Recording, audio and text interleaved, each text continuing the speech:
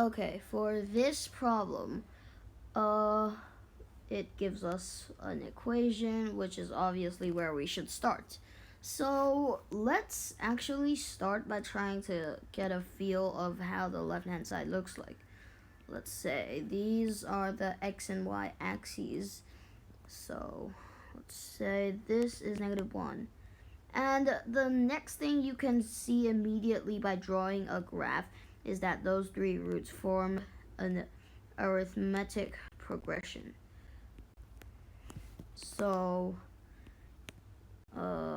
after drawing a graph for it, the graph looks somewhat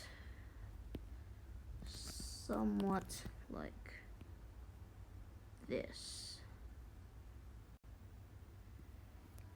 Oops, let me do that again. So the graph looks something like this. My drawing isn't perfect. Anyways, you can see that this function is, so like, let's say 1 is somewhere here. And you can see that there are two real roots.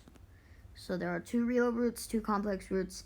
So obviously PQ are the real roots. Next thing to realize is that since we have two of this root and only one of the other two, it would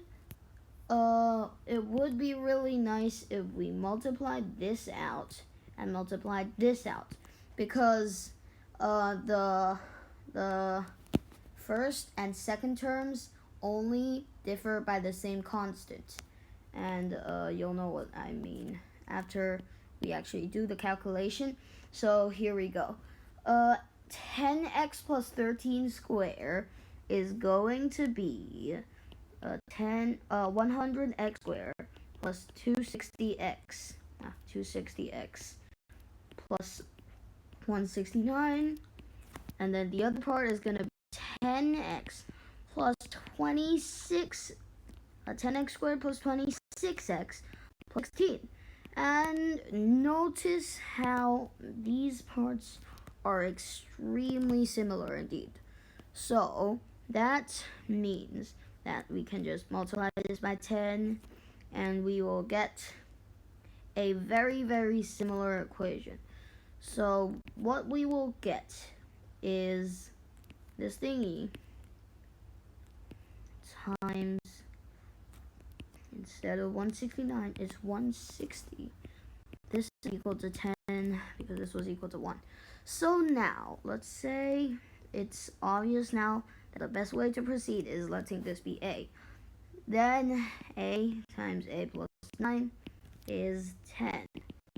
Boom, we have a equals either 1 or -10. So now we have two solutions for a. Let's plug in and check.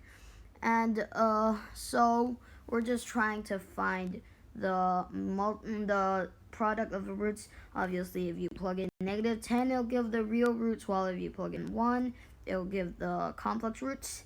Now let's calculate them separately. For -10, the